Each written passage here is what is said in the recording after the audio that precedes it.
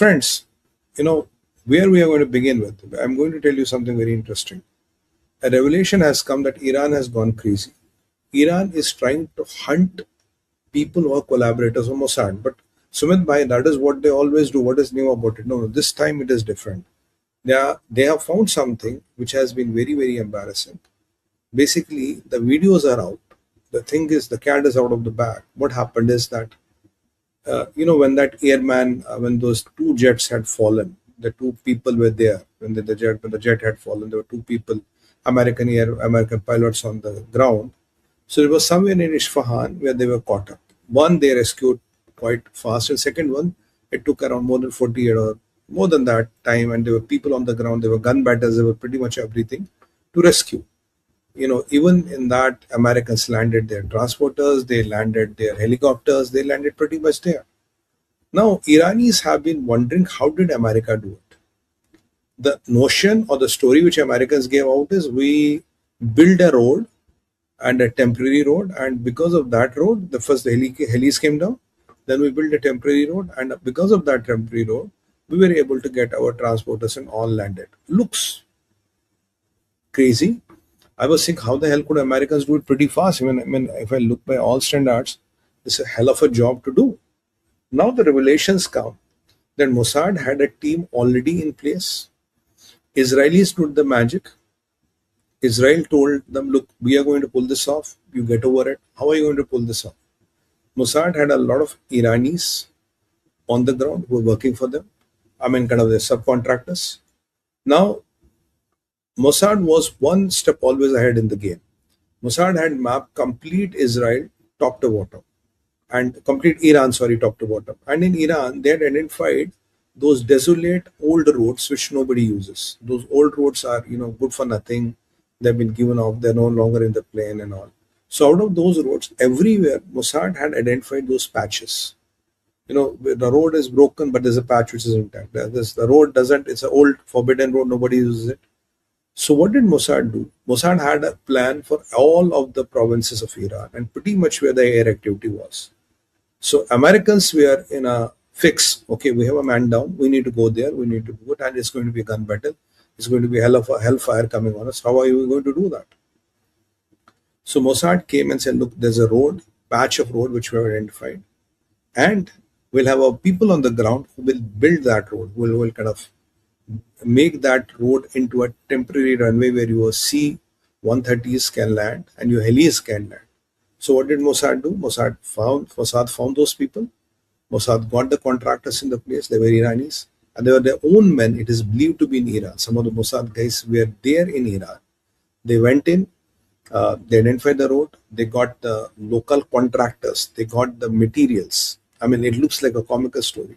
They got the materials. They got everything, and they turned that road, which was a piece of junk, into a makeshift runway. And it was done beautifully. There is nothing. If you go 100 meters down the road, there's no road.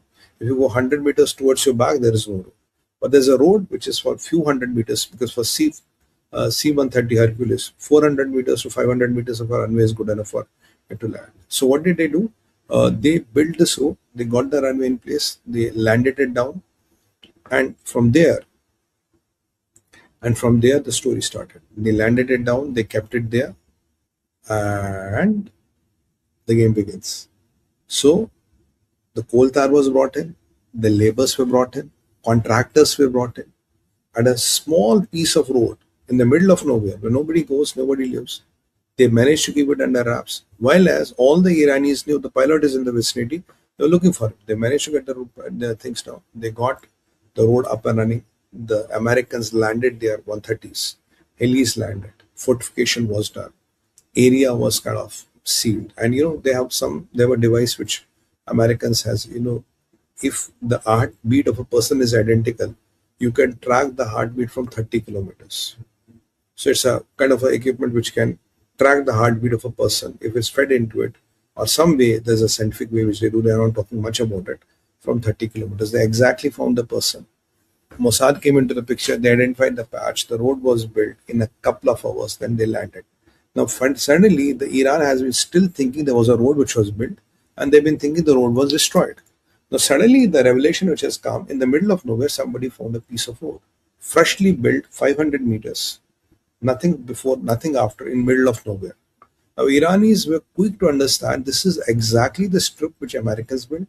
This is exactly where they landed. And when the Americans kind of destroyed their aeroplanes, their jets, or these 130s, this was not on this road. They moved them to somewhere else and they destroyed them there, giving an impression that they really landed into a different strip. So finally, utter embarrassment. People are coming and making videos. People know who did it. People know Mossad was here. People know it. Americans were here. CIA and Mossad, especially Mossad, pulled a quick one, and that left Iran is really red faced. Iran is trying to dismantle that drone. They've sealed the area. They don't want anybody to go there. But the biggest ever territorial breach happened on the land with American Marines, with Israeli special forces, with a lot of those CIA paramilitary and all those deltas and all those big boys with the guns and big guns there and fighting and holding the command, and American drones and the fighter jets and pretty much there. And at the end of the day, they destroyed their planes somewhere else. The road was left intact, as it is. But when they saw fresh coal tar on it, when they saw those aeroplane tire marks on it, they finally got it. Where did the breach happen? Now, what is India? What is sorry, not India? What is Iran embarrassed at? How could Mossad pull it within there? Who were the contractors? Now they are going crazy, trying to find the labor, trying to find a contractor, trying to find pretty much everybody and anybody who was involved in that road and trying to crucify them, saying, "Look, you're collaborators of Israel." So the whole IRGC has made it what do you call a symbol of pride, or their egos have been stuck around us. They have to find each and everybody who's there.